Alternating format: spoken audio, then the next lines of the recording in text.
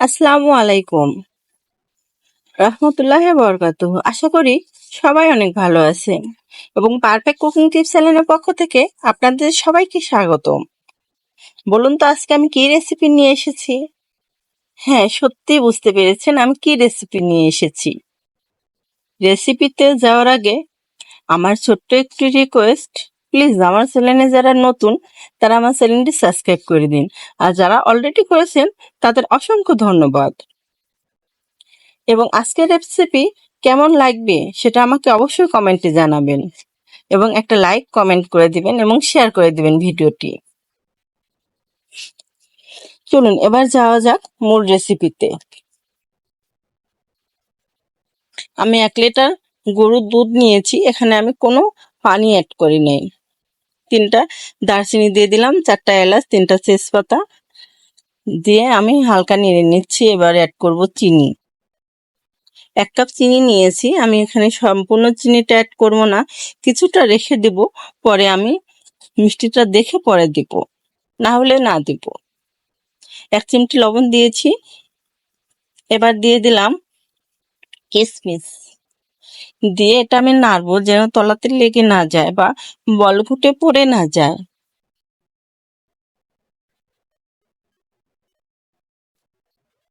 দেখেন বলক উঠে গেছে।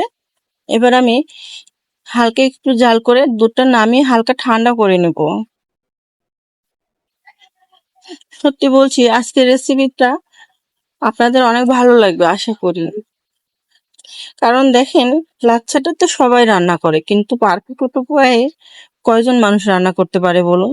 তবে আমি আশা করি এভাবে যদি ফলো করেন তাহলে সত্যি পারফেক্ট উপায়ে খুব সুস্বাদু একটা রেসিপি তৈরি করতে পারবেন আপনিও।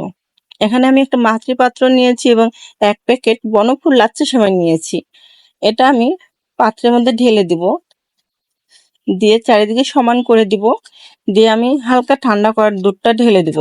আমি একবারে ঢালবো না, কারণ কি একবারে ঢাললে হয় কি দুধটা গরম থেকে যায়, লাচ্ছাটা গলে যায় এবং দুধের পরিমাণটা বোঝা যায় না যে কতটুকু প্রয়োজন হবে। আমি এই কারণে স্টেপ বাই স্টেপ লাচ্ছার মধ্যে দুধটা ঢেলে দেবো। এভাবে ঢেলে দেওয়ার পরে একটু চামচ দিয়ে হালকা চাপ দিয়ে নিলাম, আবার দিয়ে দিব, দিয়ে 2-3 মিনিট পরে আমি আবার একটু দিয়ে দিচ্ছি। আপনারাও এভাবেই দিবেন। একটা সত্যি কথা বলি, আমার এই লাচ্ছা সেমাইটা রান্না করার রেসিপিটা যে একবার খেয়েছে সে কখনো প্রশংসা ছাড়া থাকে নাই।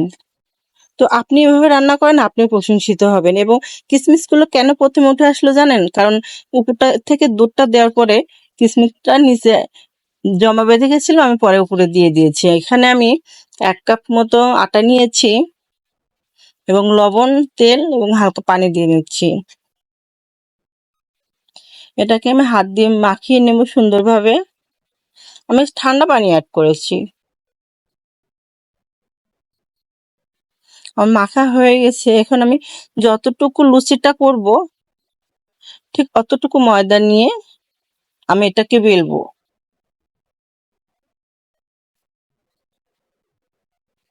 এটা আমি মাখিয়ে 10-15 মিনিট রেখেছিলাম। আপনারাও মাখিয়ে 10-15 মিনিট রেখে দিবেন।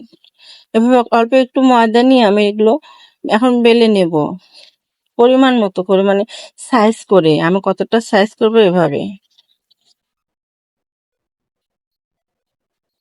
আর এই লাচ্ছা সেমাই দিয়ে লুচিটা খাওয়ার টেস্ট যে কি, সত্যি যারা খেয়েছে তারাই জানে, আর যারা খান নাই তারা খুব স্বাদের একটা জিনিস মিস করেছেন। আর এভাবে রান্নার তো কথাই নেই। আর লুচিটা আজকে আমি এমন ভাবে ভেজে দেখাবো যে সবার লুচিটাই খুব প্রশংসনীয় হবে। যেভাবেই বানান না কেন সবাই খুব প্রশংসা করবে যদি রেসিপিটা সঠিক নিয়মে ফলো করেন। আমি চুলায় তেল গরম করতে দিয়েছিলাম, এবার আমি লুচিটা দিয়ে দিলাম। এখন লুচিটা যখন উঠে আসতে লাগবে তখন আমি হালকা চাপ দিয়ে ধরে রাখবো, একটু ধরে রেখে পরে ছেড়ে দেবো, তাহলে লুচিটা ফুলবে। এই নিয়মে লুচি ভাজবেন, তাহলে প্রতিটা লুচি ফুলে উঠবে। দেখেন কতটা ফুলে উঠেছে।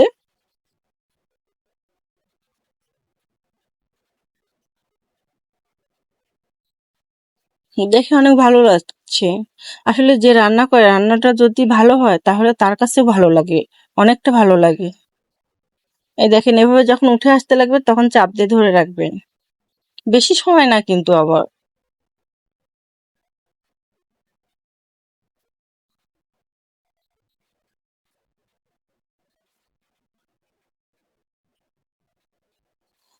এক এক করে এভাবে লুচিগুলো ভেজে নিতে হবে। আমি এভাবে প্রত্যেকটা লুচি ভেজে নিচ্ছি।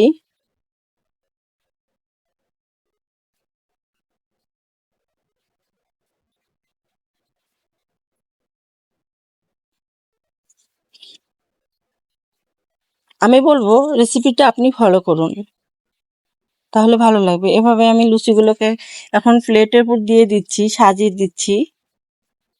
দেখেন কতটা ফুলে এসেছে এবং কতটা দেখতে অনেকটা ভালো লাগছে। আমার তো দেখে মনে হচ্ছিল আমি কখন খাবো কখন খাবো।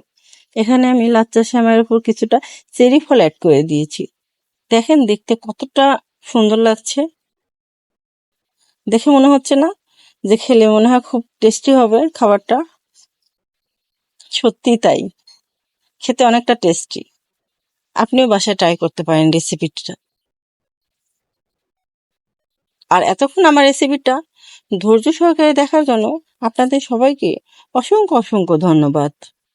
এবং আশা করি যাদের লুচি ভাজার প্রবলেম ফুলে না তাদের প্রবলেমটা সলভ হয়ে যাবে, এবং যাদের লাচ্চা রান্নার প্রবলেম তাদেরও সলভ হয়ে যাবে। কারণ লাচ্চাটা অনেকের গলে যায়, সিদ্ধ হয়ে যায়, বেশি বেশি ঝোল থাকে, কারো শুকায় যায়, কারো লবণ বেশি হয়, এটা সলভ হয়ে যাবে।